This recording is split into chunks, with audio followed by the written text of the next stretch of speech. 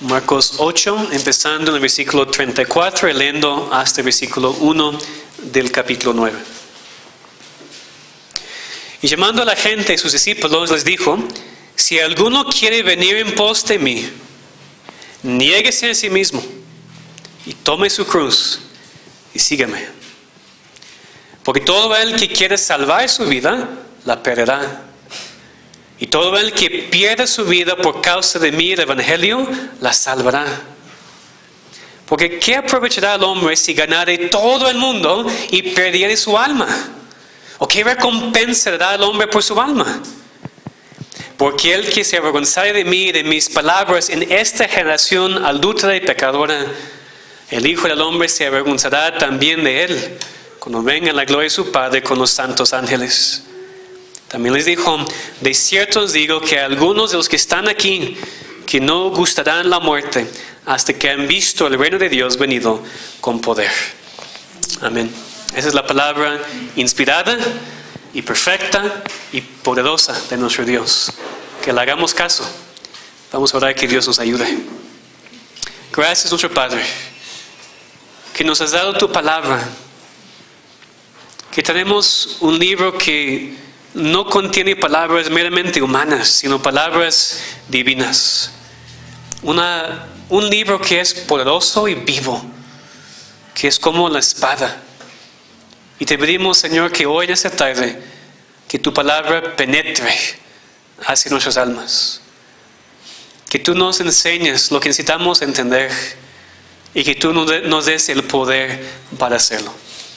Te pedimos, no porque merecemos nada en nosotros mismos, sino en el nombre y por los méritos de Cristo. Amén.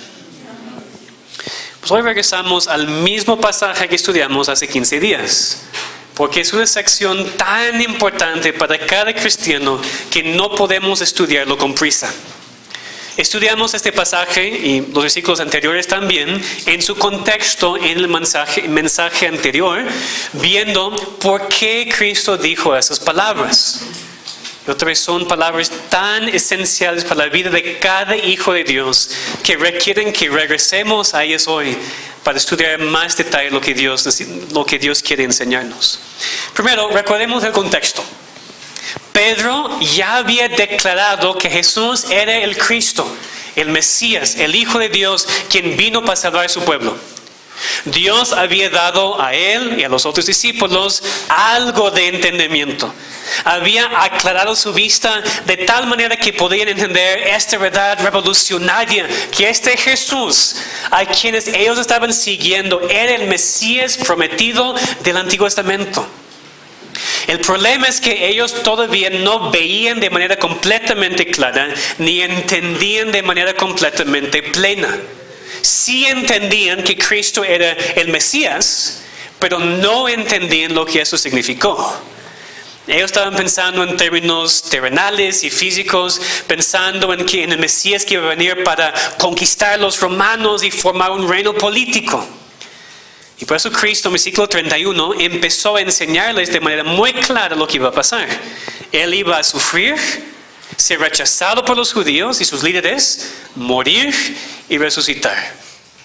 Y Pedro, hablando por los otros discípulos, reprende a Cristo por hablar así. Pero no puede comprender un Mesías sufriente. Y por eso Cristo tiene que reprenderle a él, mostrando que entendió la necesidad de su sufrimiento y la muerte para comprar la salvación de su pueblo. Y después, en el versículo 34, Cristo empieza a explicar un poquito más a sus discípulos y a la gente que estaba con ellos los requisitos de seguir a un Mesías así. Así como él iba a sufrir y morir, ellos también tenían que hacer lo mismo si querían seguirle. Obviamente, en cuanto a sufrir la ira del Padre para comprar la salvación de su pueblo, la cruz era una carga solamente de Jesús.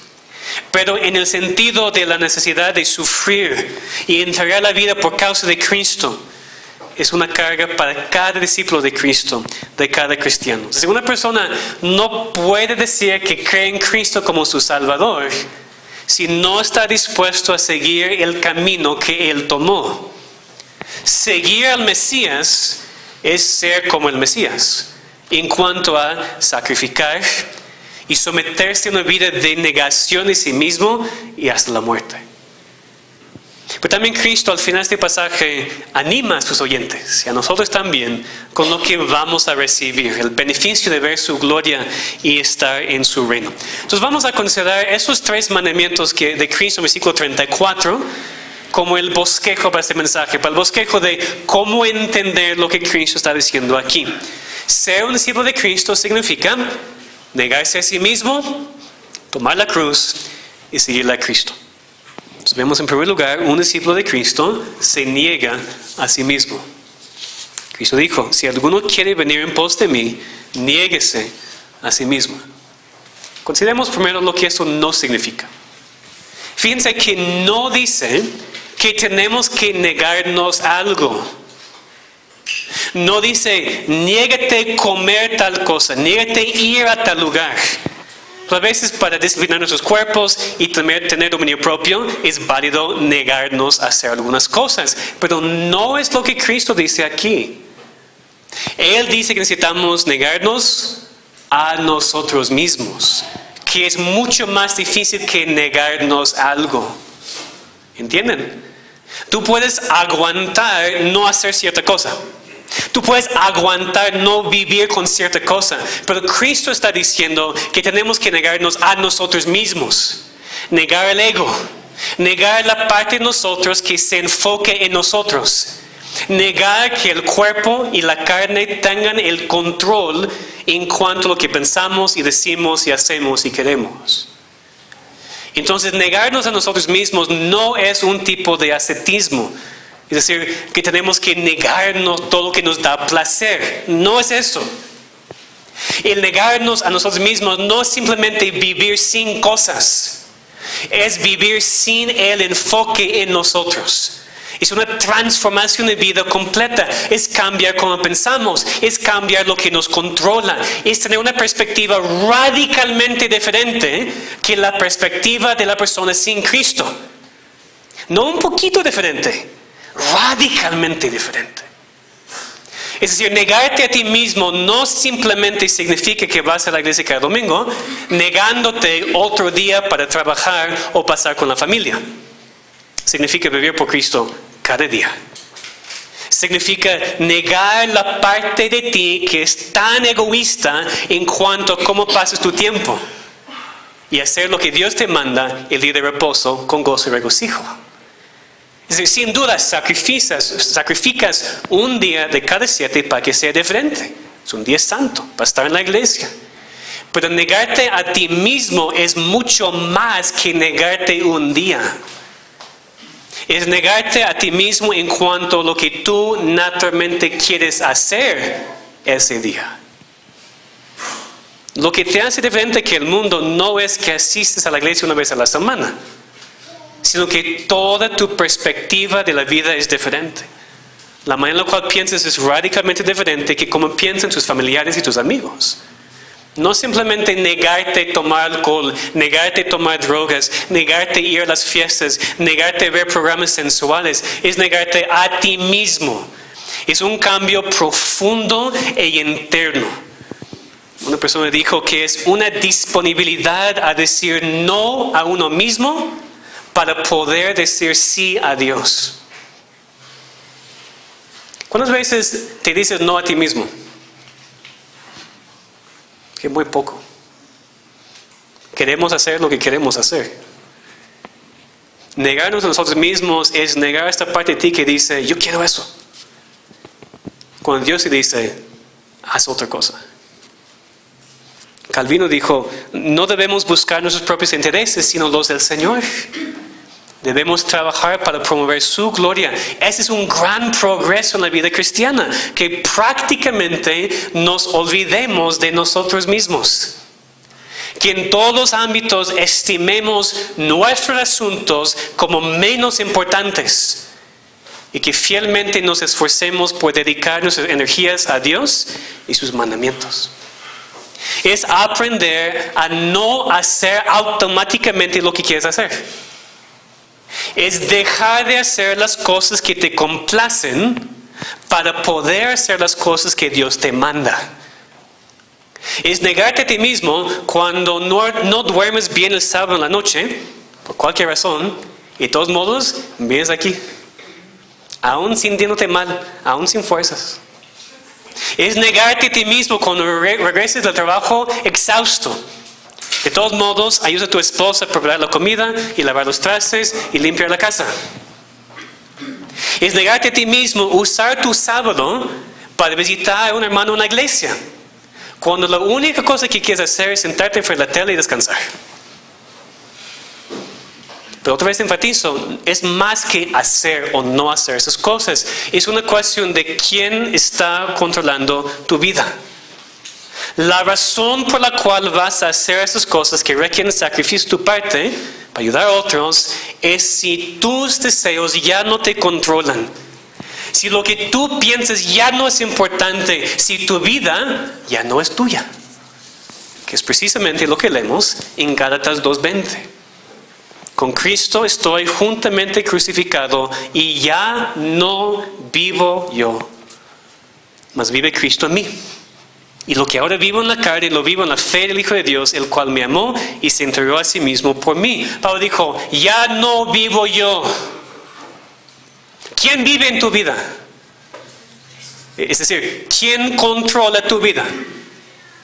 ¿Por qué tomas las decisiones que tomas? ¿Por qué vas a donde vas? ¿Por qué trabajas en donde trabajas? ¿Por qué tienes los amigos que tienes? ¿Por qué pasas tu tiempo los fines de semana en la manera en la cual lo haces? ¿Estás viviendo por ti? ¿Por lo que tú quieres? ¿Por lo que tú piensas? ¿Por lo que tú deseas? ¿Por lo que a ti te conviene? ¿O estás viviendo por Cristo, negándote a ti mismo, permitiendo que Él vive en ti, que su voluntad controle todo tu ser, todas tus decisiones, todos tus horarios, todo tu tiempo, todo tu dinero, todo tu trabajo, todo? Absolutamente todo. Es lo que significa negarte a ti mismo. Y cuando empezamos a hablar de la muerte, como leemos en Gálatas 2, estamos crucificados con Cristo. Eso nos lleva a la siguiente cosa que Cristo dijo en nuestro pasaje. Un discípulo de Cristo toma su cruz. Quiero explicar este mandamiento muy claramente porque yo he escuchado muchos mensajes en cuanto a este tema que mal entienden y mal explican lo que Cristo está diciendo aquí. Así que ustedes también han escuchado la frase tomar la cruz en muchos diferentes contextos. Por ejemplo, tienes un compañero de trabajo que es difícil, es tu cruz para tomar. Tu suegra se mete en tu matrimonio, tienes que tomar tu cruz. Tienes una enfermedad y alguien te dice, es tu cruz para tomar. Sin duda, esas cosas son cosas difíciles, no lo niego, pero no son tu cruz. Tomar la cruz no se refiere a cualquier prueba en la vida. Tu cruz no es tu trabajo, o tal persona, o la suegra, o tu enfermedad. Porque tomar la cruz significa que mueres a ti mismo, que mueres a lo que quieres, que mueres a todo para seguir a Cristo. Eso vemos en dos maneras. En primer lugar, la idea de tomar la cruz habla de la muerte, no de una dificultad o prueba. La cruz no era una prueba para la persona, era un instrumento de tortura, de muerte terrible, era una sentencia de muerte. Una persona no tomaba su cruz y después sobrevivió. No es una prueba, es la muerte. En segundo lugar, como ya vimos en cuanto a negarnos a nosotros mismos, no es tanto tomar una cruz que es algo ajeno, es morir a ti mismo, es morir a lo que tú quieres, es abandonar cualquier control que tú piensas que tienes en la vida, que dejas de hacer cosas conforme a tu voluntad y tus deseos y empiezas a hacer solamente lo que Dios manda. Y si preguntas, ¿por qué interpretamos la frase así? Porque yo he escuchado prédicas del pastor que toma tu cruz, es la prueba, es la enfermedad. ¿Por qué no? Porque en el contexto, en ese tiempo, cuando Cristo dijo esas palabras, todos hubieran entendido la idea de tomar la cruz, porque lo habían visto. Los romanos eran los que introdujeron ese tipo de muerte. Lo que hicieron muchas veces, como lo hicieron con Cristo, era forzar al criminal condenado literalmente llevar su cruz sobre su espalda, por lo menos la parte horizontal. Es decir, la parte horizontal de madera sobre la espalda, hacia el lugar de la crucifixión y después ser colgado sobre esta misma pieza de madera. Otra parte de la tortura de esta muerte. La persona que tomaba su cruz iba a morir. No estaba simplemente sufriendo, no era una prueba, iba a su muerte. El problema hoy en día es que no entendemos lo que significa la cruz. El problema es que personas andan con una cruz colgada de una cadena alrededor de su cuello. Y la gente ya lo usa como joyería. Eso hubiera sido inimaginable para el judío del primer siglo, porque él sabía lo que la cruz representaba: muerte, y muerte cruel.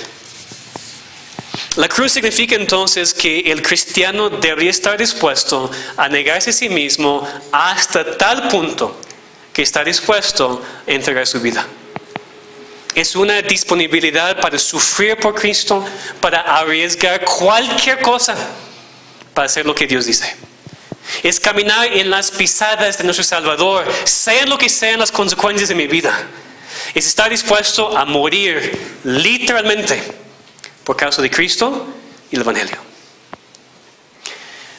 Pero tenemos que pensar prácticamente, hermanos, porque en la cultura en donde vivimos es poco probable que vas a tener que entregar tu vida física por causa de Cristo.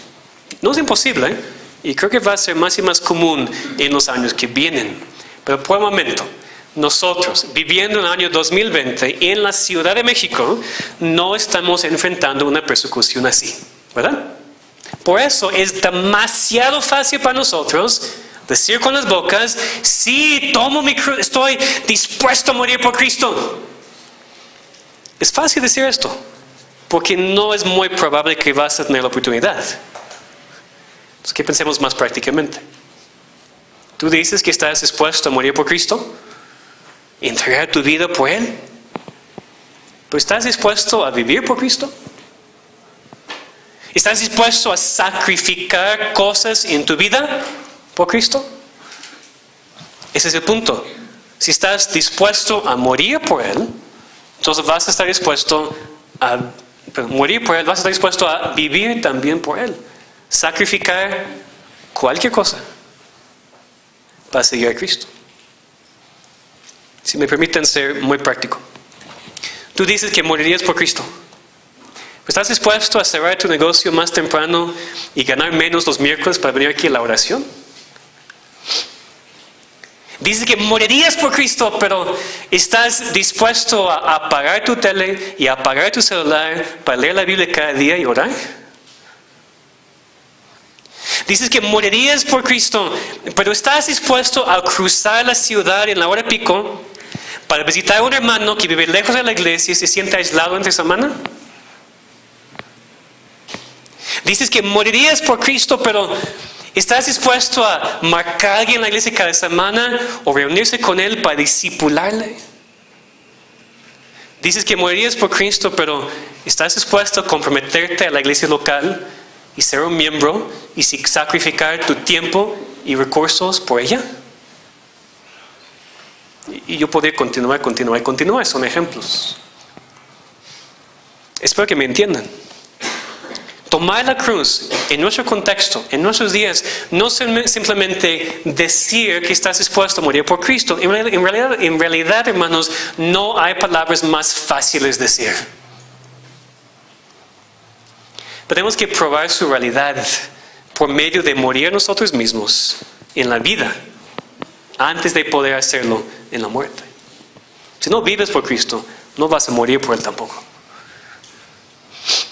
Cristo entregó todo por nosotros.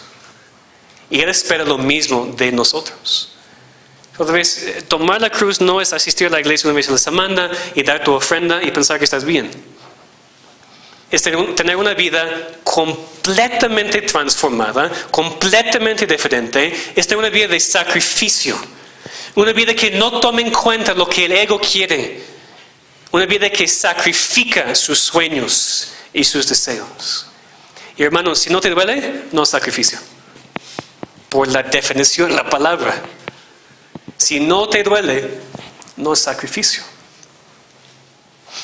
Y todo eso no es opcional tampoco.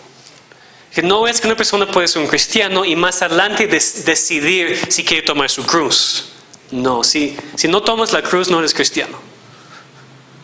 Es parte de lo que significa ser discípulo de Cristo. Y si eres un cristiano, tienes una cruz que tomar, tienes una muerte que experimentar. Muere a ti mismo, mata el ego, vive por Cristo en vez de por ti mismo.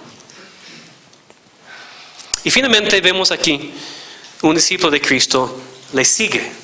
Y ya podemos ver o entender mejor lo que eso significa. Seguir a Cristo es vivir como Él, sacrificar y sufrir y vivir por Él. Es porque el discípulo no escoge su propio camino. El discípulo no va a donde Él quiere ir. El discípulo sigue a su maestro. El discípulo sigue en el camino que el maestro ha escogido y no tiene derecho a buscar otro que es más fácil o que más le conviene. El discípulo puede desviarse a veces, pero siempre regresa. La persona que va en otro camino no es discípulo porque no está siguiendo al maestro. Y vemos que todo está relacionado, ¿verdad? Seguir a Cristo significa que tienes que negarte a ti mismo. No hacer lo que a ti naturalmente te gusta hacer. Significa que tomas tu cruz, que mueres a lo que tú quieres o deseas. Ahora solamente tienes un propósito en la vida. Uno, seguir a Cristo y vivir como Cristo. El ejemplo de Cristo nos muestra que el seguirle no es fácil, no siempre cómodo. Requiere sacrificio. El Mesías vino para servir y sufrir y dar su vida en rescate por muchos. Y por eso, si tú quieres ser su discípulo, también tienes que servir y sufrir y estar dispuesto a morir por Él. Y Pablo explica esto muy bien en Romanos 15, versículo 3. Porque ni aun Cristo se agradó a sí mismo. Antes bien, como está escrito, los vituperios de los que te vituperaban cayeron sobre mí. La primera parte es el enfoque. Ni aun Cristo se agradó a sí mismo. Ni Cristo se agradó a sí mismo. Entonces, ¿por qué piensas que puedes vivir como cristiano y solamente agradarte a ti mismo? Solamente hacer cosas que a ti te agradan. No, pastor, no sabes cuán difícil es. Ese es precisamente el punto. Es difícil y no haces lo que a ti te agrada. Ni Cristo lo hizo. ¿Por qué pensamos que nosotros sí? Somos discípulos. Vamos a vivir como el maestro. Ahora, después de que Cristo dio esos 3 mandamientos, explicó el por qué. ¿Por qué es necesario para un discípulo negarse a sí mismo, tomar su cruz y seguirle a Cristo? Ven conmigo versículos 34 a 38. Llamando a la gente y sus discípulos les dijo: si alguno quiere venir en pos de mí, niéguese a sí mismo, tome su cruz y sígame. ¿Por qué? Nos dice la razón. Porque todo el que quiere salvar su vida, la perderá. Y todo el que pierde su vida por causa de mí, del evangelio, la salvará. ¿Por qué? ¿Qué aprovechará al hombre si gana todo el mundo y pierde su alma? ¿O qué recompensa da al hombre por su alma? Porque el que se avergonzare de mí y de mis palabras en esta generación adúltera y pecadora, el Hijo del Hombre se avergonzará también de él cuando venga en la gloria de su Padre con los santos ángeles. En palabras resumidas, Cristo quería enseñar a sus discípulos, a la gente aquí alrededor, que un verdadero discípulo se niega a sí mismo, toma su cruz y le sigue, porque el estado del alma es más importante que cualquier otra cosa. La razón por esos mandamientos es porque la vida espiritual es más importante que el bienestar temporal de una persona. Para explicar esto, en primer lugar, Cristo dijo que uno tiene que perder su vida para salvarla. Algo que no parece tener mucho sentido, ¿verdad? El ser humano naturalmente no piensa así. Hace todo lo posible para preservar su vida. Pero Cristo dice que la única manera para preservar la vida verdadera, que es la vida espiritual, es perder la vida temporal.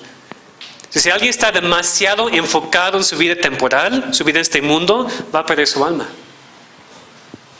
Y sabemos que Cristo ha de salvar la vida espiritual aquí por el contexto, porque dice en versículos 36 y 37, porque ¿qué aprovechará el hombre si ganare todo el mundo y perdiere su alma?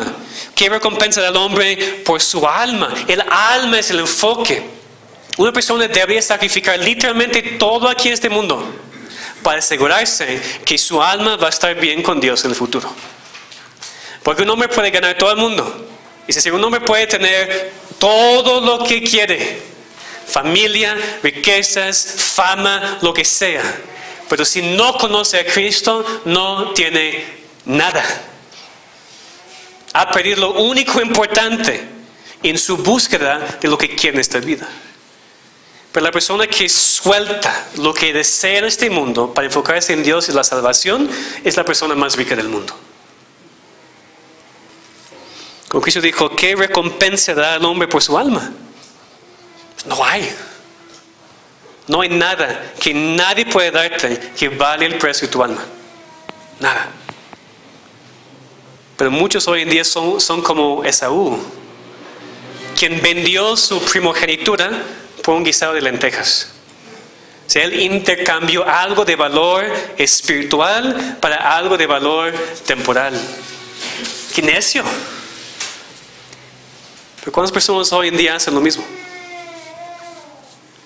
¿Lo has hecho tú? ¿Has intercambiado algo de valor espiritual y eterno por algo de placer temporal? No vale la pena. Es un engaño. El mundo te está mintiendo. Nada tiene más valor que tu alma. Nada.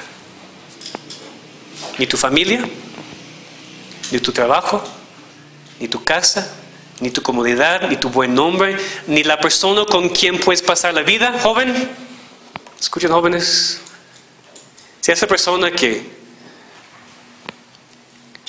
tiene mucha atracción, quiero pasar la vida con esta persona, tal vez la persona para mí. Si te aleja de Dios, no vale la pena. Nada y nadie tiene más valor que tu alma. Ni la carrera que quieres estudiar, joven. Si te aleja de Dios, si no te da tiempo para pasar con Dios, estar en su iglesia, no vale la pena.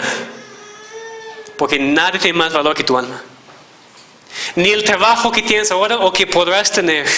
Si te aleja de Dios, si ocupa tanto tiempo que no puedes ser el líder en tu casa y no puedes ser parte de tu iglesia local, no vale la pena. Porque nada tiene más valor que tu alma. Y si estás aquí y no conoces a Cristo, si tu vida ha estado enfocado solamente en ti, lo que tú quieres para tu vida, lo que tú quieres para tu familia, lo que tú quieres en cualquier aspecto, estás viviendo basado en un engaño. Nada tiene más valor que tu alma. Primero considera el estado de tu alma ante Dios y solamente después verás lo que importa en este mundo. Y cuidado también si dices que eres un cristiano, pero no quieres que nadie sepa. Vienes aquí a la iglesia, pero en el trabajo no quieres que nadie sepa que eres cristiano. O nadie en tu vecindario sepa que eres cristiano. Porque Cristo dijo aquí en versículo 38, el que se avergonzare de mí y de mis palabras en esa generación adulta y pecadora, el Hijo del Hombre se avergonzará también de él cuando venga en la gloria de su Padre con los santos ángeles. Eso no se refiere a un momento de debilidad cuando a veces nos cuesta trabajo decir a otros que creemos en Cristo. Se refiere aquí a la persona que reclama ser cristiano aquí en la iglesia, pero cuando está afuera se esconde del sufrimiento que tal declaración conlleva cuando está en el trabajo, con la familia y lo que sea. El verdadero cristiano va a aborrecer al mundo y amar a Dios, rechazar lo que el mundo ofrece y preferir sufrir con Cristo. Pero antes de terminar esas palabras, Cristo agrega algo positivo. Es interesante porque Cristo no termina con lo que nos parece ser la parte negativa, el peligro de ser avergonzado de Cristo, la necesidad de sacrificio. Termina aquí con esperanza, con una promesa. El versículo 1 del capítulo 9 es parte del mismo pasaje. Aquí la división de capítulos está muy mal. Ese versículo 1 termina la sección y el versículo 2, como dice, sucede 6 días después. Cristo aquí dijo, de cierto os digo que hay algunos de los que están aquí que no gustarán la muerte hasta que han visto el reino de Dios venido con poder. Y antes de considerar lo que Cristo quiere decir con eso, que pensemos en el gran ánimo que esto hubiera sido para los que estaban escuchando en ese momento. Cristo apenas había dicho a todos, tienen que morir, tienen que sufrir, tienen que no estar avergonzados de mí. Pero no les dejó en desánimo, sino con la esperanza de que algunos iban a ver su gloria y ver el reino venir con poder. Aquí, honestamente, nadie está completamente seguro de lo que Cristo quiere decir con eso. O sea, algunos piensan que ver el reino de Dios venido con poder se refiere a la segunda venida de Cristo. Y por eso es un error de parte de Cristo o en la Biblia, porque no hay nadie viviendo hoy en día que estaba en ese momento. Eso no podemos creer, ¿verdad? Porque Cristo no puede cometer errores y nuestra Biblia también es infalible. Hay varias posibilidades válidas, pero lo más importante aquí es reconocer que Cristo se refería a algo que algunas personas que estaban en ese momento iban a ver. Podría ser que se refiere a la resurrección, día de Pentecostés, o como muchos piensan por el contexto, la transfiguración. Porque en los siguientes versículos, Pedro, Jacobo y Juan veían a Cristo en su gloria. Entonces no sabemos. Pero si se refiere a la resurrección o la transfiguración, el punto es que el sufrimiento, aunque necesario, no es permanente. Un día vamos a ver a Cristo glorificado. Un día vamos a estar reinando con Dios para siempre. Ellos vieron a Cristo glorificado en la transfiguración, en la resurrección. Nosotros vamos a estar en el cielo un día con el Cristo glorificado, reinando con Él para siempre. Así tomamos eso como ánimo para nosotros. Para ser discípulo, tienes que negarte a ti mismo. Y ya no hacer lo que tú quieres hacer. Porque no vives tú, sino Cristo en ti. Tienes que tomar tu cruz y morir. Tus sueños mueren, tus deseos mueren, ya no importan. Mueres a ti mismo y vives por Cristo, sigues a Cristo, pero no termina ya. Un día vamos a seguirle hasta la gloria y vamos a estar con Él y no nos va a costar trabajo y vamos a ver su gloria y vamos a reinar con Él para siempre. Entonces termino con ánimo para nosotros, porque yo reconozco que nada de lo que he dicho hoy es fácil.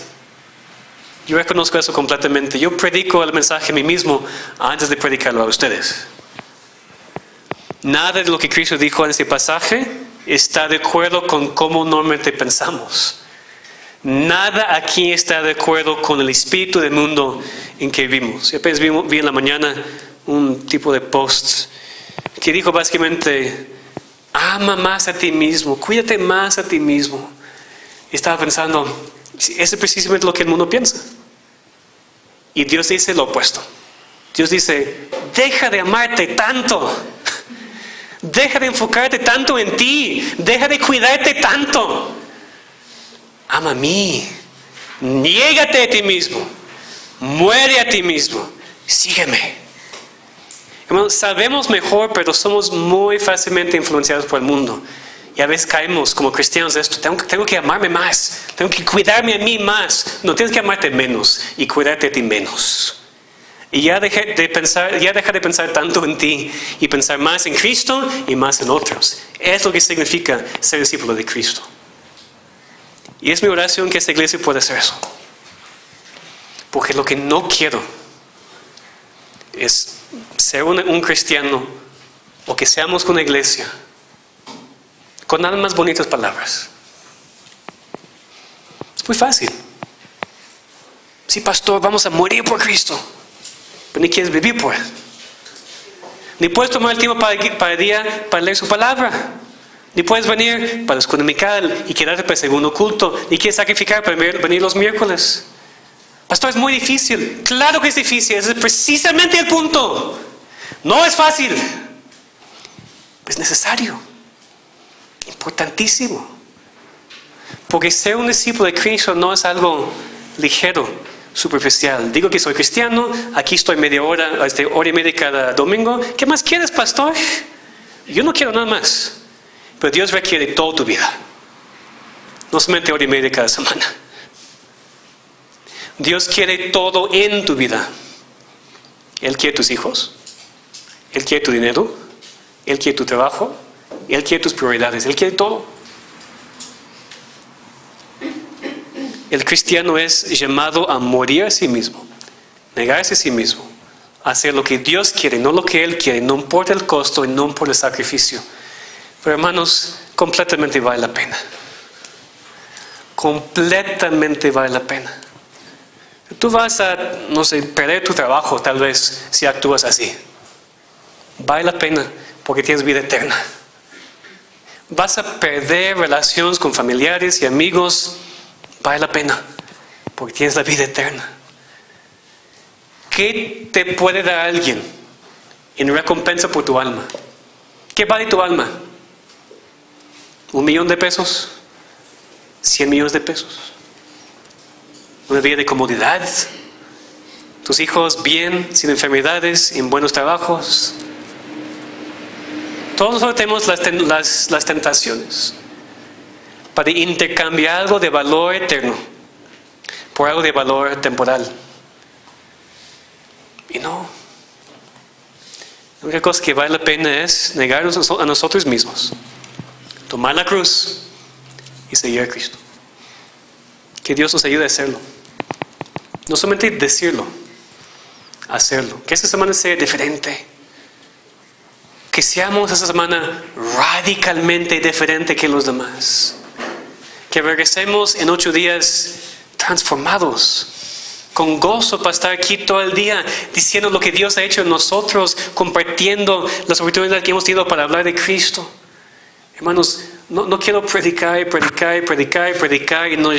y nuestras mentes se llenen de conocimiento. Ya es tiempo para cambios. Ya es tiempo para ser discípulos. Ya es tiempo para esta iglesia negarnos a nosotros mismos, tomar la cruz y seguir a Cristo. Vamos a orar.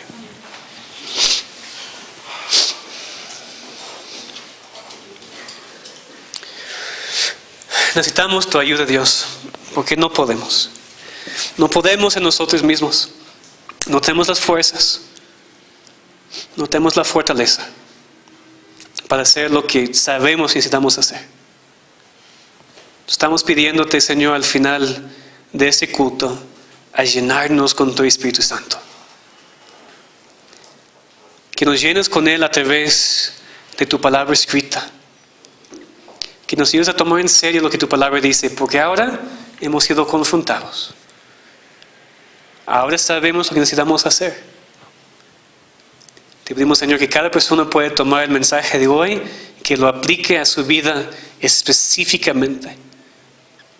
Cada persona es diferente. Pero tú puedes ver cada corazón. Y tú sabes lo que cada persona aquí necesita. Te pedimos que tú nos muestres de manera muy práctica cómo podemos negarnos a nosotros mismos. Cómo podemos morir a lo que queremos. Y cómo seguirte a ti. Te pedimos, Señor, que nos cambies aquí. Si no queremos ser oidores y oidores y oidores y no ser hacedores. Tú nos has enseñado tantas cosas a través de los años. Nos has llenado de información y doctrina y conocimiento. Y te damos gracias porque es la base de todo. Ahora, Señor, te rogamos que nos quebrantes.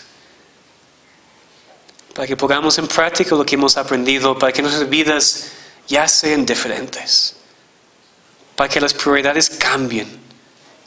Para que nuestras casas y nuestras familias sean luces brillantes de una persona o unas personas que han sido transformados por el poder divino. Y te pedimos, Señor, por la salvación de aquellos que están aquí hoy que no te conocen, que todavía están completamente haciendo lo que quieren.